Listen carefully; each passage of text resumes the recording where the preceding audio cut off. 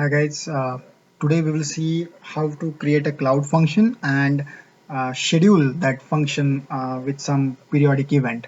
Like we can have a scheduled job which will trigger with some periodic time the specific functionality that you want to trigger after 1 hour or 1 minute. So that we can orchestrate or schedule that flow using the cloud function. So cloud function is nothing but you are just performing a specific functionality. So it can be anything like taking a file from a bucket and loading it in BigQuery table. It can be anything, a specific task. If you want to schedule that, you can schedule it using Cloud Scheduler. So before going to scheduler, we will first create a cloud function. Just a simple function. It's a serverless component. You don't need to facilitate the infrastructure. You just need to create whatever you want to perform, like whatever set of tasks you want to perform as part of that function. So we will create a function with some name which will be created in this region.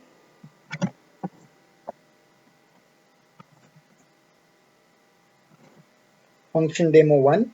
This will be a URL which will identify to this function. Like this URL is nothing but a fully qualified name of our function on cloud. uh, I will keep it allow unauthenticated invocations for now, but you can always manage it by using Cloud IAM. You can restrict this URL to specific users. Runtime, build and connection settings, I will keep up to you guys. Like this will be how much data you will be processing. You will need that much of amount of memory. And timeout is like if your function is idle, it will be in wait state till 60 seconds and then it will get timeout.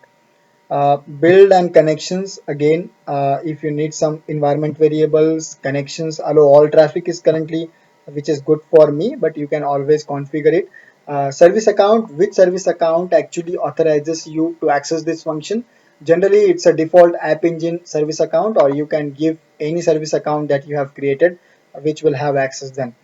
Then auto scaling is a feature which will make sure that the distributed processing makes it faster. Suppose your function will be processing data which is huge and you want multiple instances to be run in parallel, so you will need that auto scaling feature. And runtime environmental variables also you can provide, and then it comes to different runtimes which are provided by cloud functions. So I have created a separate video on how to create a cloud function. You can go and check that video so that you can get a clear idea. So now we will create a Python function using Python 3.9. uh, I will just make sure that it's a simple one so that you will get a clear picture. So suppose I have JSON request which has name and city. So I can say that request dot get JSON. So this code I'm rewriting because I don't want this code, because I want to explain you. So this will have a JSON input, a request, which will have two parameters, name and city. So if I want to, I'm just taking one this simple example. So if you want to retrieve name from request JSON, it's nothing but a dictionary. So we can access value with the help of key city.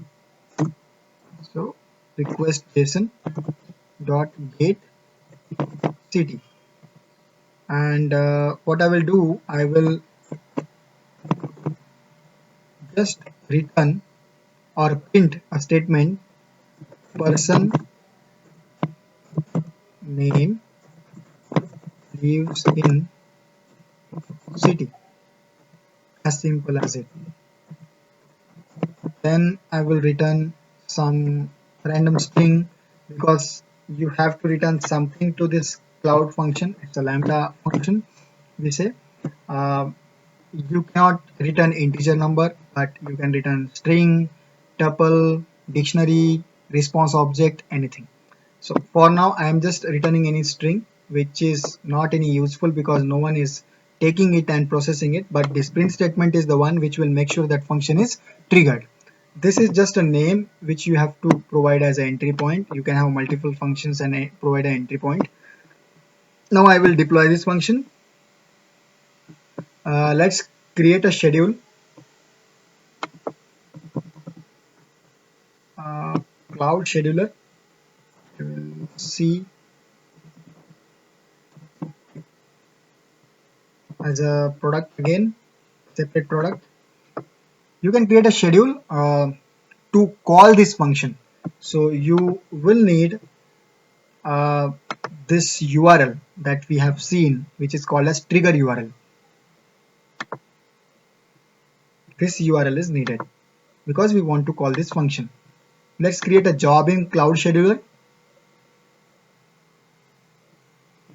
We can say job demo 1, and here you can give frequency, like for every minute you can just provide 5 times star star star star.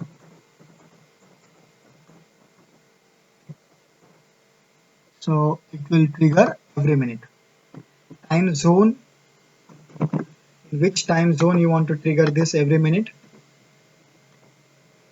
Then target type is HTTP because our URL is HTTP. Then URL, and we will need a post method because we are passing a request and processing it. We also have a fallback, like a request has a response, and whatever input you are providing is nothing but it's a JSON, right? That's why we are retrieving it as a JSON, right? So you need to provide one header, content type, application slash JSON. So make sure, which is it is very important step, because you are providing a JSON as the request to the post URL. You will need a content type as application JSON, without which it will not work. And whatever request you are providing contains name and city, so that input I can give as the body of this function. City can be, for example, Pune. Path header I will keep none because I don't want to authenticate this pretty much. Then retry config are nothing but like if you want to retry, function fails or doesn't respond, and after how long you want to retry, how many times you want to retry, what should be back off time, what should be doubling time. So these are some configurations you can always configure. Let's create this function and test that out. So even this function is up. So if you see, this demo 1 is the function. If I go to logs, currently we don't have any print statements because we didn't run it. Just now we just scheduled this demo, this one. So if I want to run it, I can run it in ad hoc manner as also, instead of its own schedule. I will go to logs and check if it is running. It may take some time.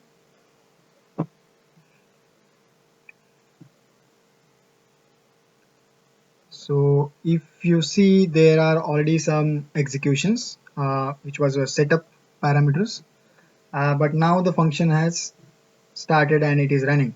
If you see, person Krishna lives in Pune, so it is scheduled as well as we can do ad hoc runs.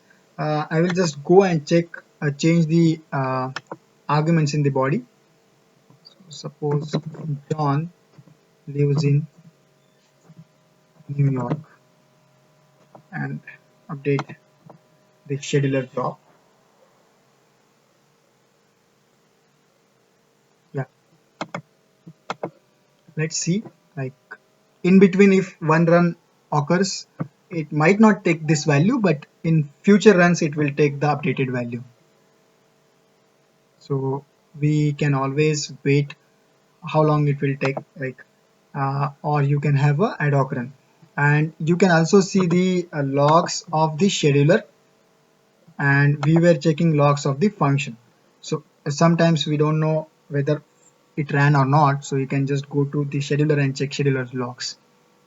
So guys, if you see person John lives in New York is the new statement which we just recently updated, and it is printing. That means the function is working with the updated input that we have provided. So we will again wait for 1 minute uh, and see if the schedule is working properly. So meanwhile we can go and check the logs of the scheduler. So these are the logs of the scheduler. Here you can see whether our function triggered properly or not. So this is how it is triggering, like target type HTTP, then job name, URL, everything it is passing to the scheduler and running. This is Logs Explorer, which is nothing but a previously stack driver part, and it's part of logging. And in functions, you can always refresh and get the latest logs. See, so we didn't run it manually as ad hoc run. It was triggered as per schedule after every minute. So we can say that after 34 seconds, it is after 34 minutes, it ran on 35th minute. So it is triggered as per its schedule. So this was it, guys. You can always create as many functions as you can for your separate ad hoc tasks or scheduled tasks, and then schedule those functions in the cloud scheduler that we currently did. And once you are done, you can pause this schedule by ticking here. So this has paused, and you don't need to do anything with the function because invocations get the charges. Function doesn't store anything. So you don't need to pause or stop function, but you always need to pause your schedule. So thank you for watching this video. You can try and let me know if you face any issues. Let's data.